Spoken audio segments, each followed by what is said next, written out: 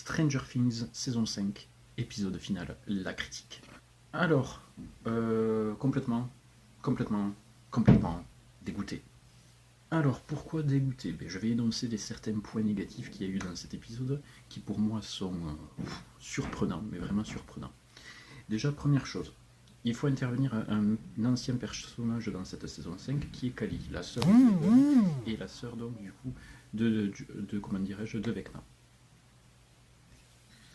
Alors, personnage complètement inutile, du moment où elle est arrivée dans cette saison 5 jusqu'au dernier épisode. Pourquoi? Tout simplement parce qu'elle meurt en fait dans cet épisode.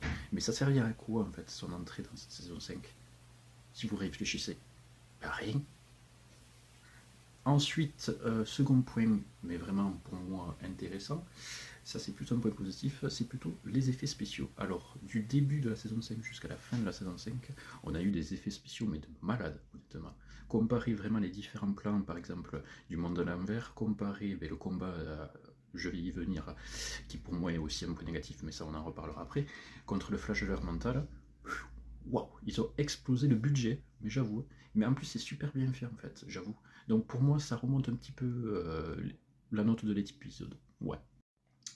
Ensuite, donc je disais quoi? Oui, le combat contre le flagelleur mental. Donc déjà, première chose, c'est que je suis dégoûté qu'ils l'ont mis au beau milieu de l'épisode, et encore plus dégoûté que ça a duré que 15 minutes.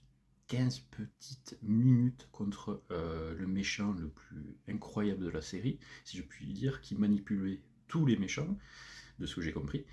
Donc ça a duré que 15 minutes.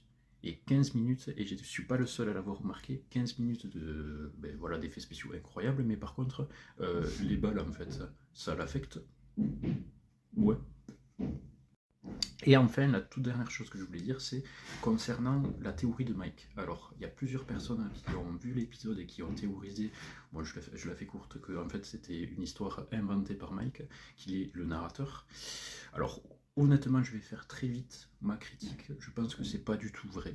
Voilà, tout simplement parce que déjà de 1, la fin est un petit peu tirée par le cheveu, je dois l'avouer, concernant le destin de Eleven. Bouf bouf, voilà.